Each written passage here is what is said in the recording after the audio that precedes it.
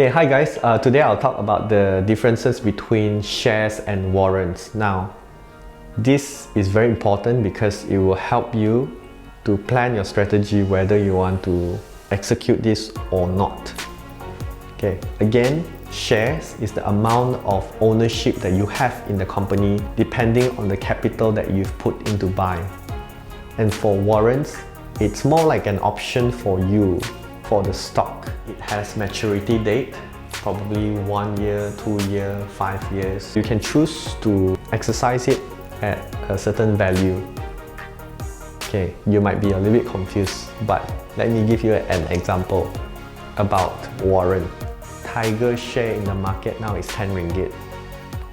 And then Tiger share releases the warrants to be sold out, and it's 50 cents. So you got 50 cents and 10 ringgit here. 10 ringgit is for the share, Tiger share.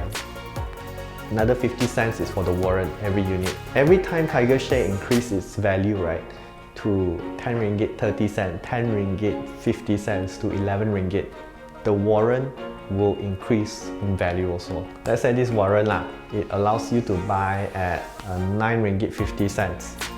Makes sense, right? You see, here is 10 ringgit.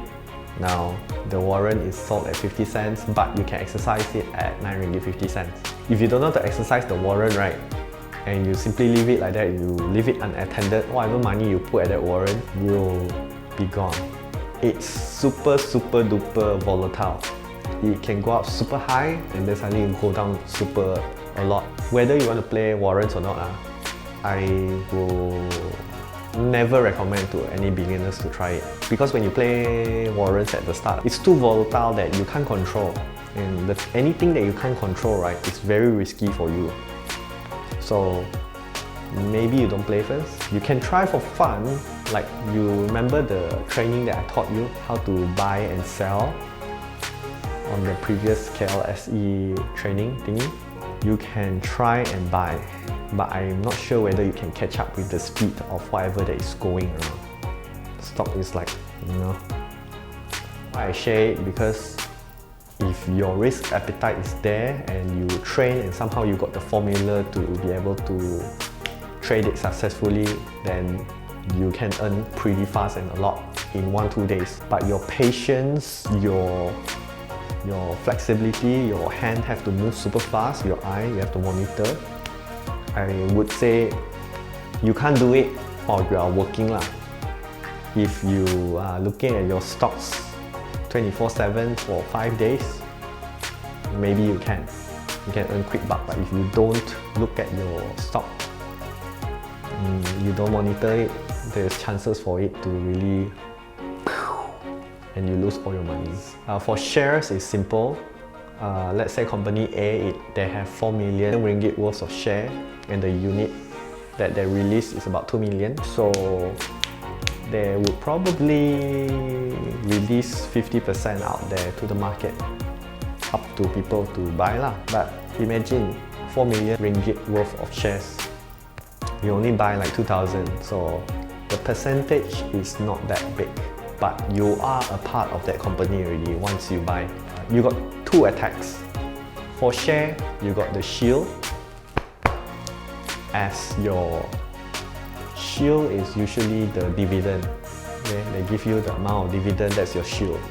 And then your attack, when you chuchok people, that is your capital appreciation. So shield, attack, shield, attack. Shares is very exciting. You got 2 ways of playing it, right? So the shield and the attack I mentioned. So okay the shield here, the attack. Whenever things are not going well, you hold. You use your shield to hold. Okay, you hold it, and then what will give you the points, the money, is your dividend. If you choose a correct share, you get good dividend because shares can give you dividend. And you hold, you just hold only. You hold as long as you want. Maybe it give you 2 cents, 5 cents. Sometimes it will give you 60 cents, 30 cents, depending what share. And I cannot simply recommend to you what share that it has good dividend. You just Google top 10 highest dividend given in Malaysia for the year 2019 for the year 2018.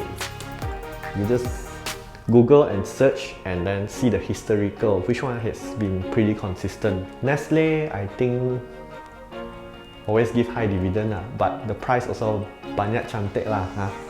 It's really expensive, so that one is mostly for you to hold as shield dividend.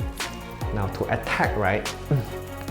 Every time, the thing that I've noticed, when you attack is more to capital appreciation, so then you don't depend on your dividend already, because remember, you have two ways of playing it.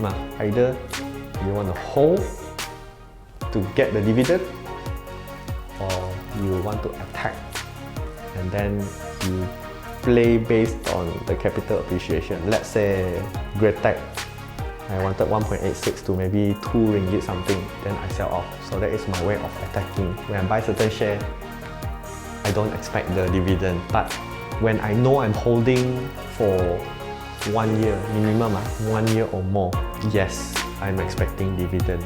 I think that's the criteria that I would tell you when you want to buy shares that has good dividend. You know that you're holding it for at least 1 year, because it's giving you a good holding. But which amount to buy, you have to calculate it yourself and see whether it's worth it or not to buy. Okay, so I've talked a lot already. I hope this one will benefit you for this week, and we'll see you again next week.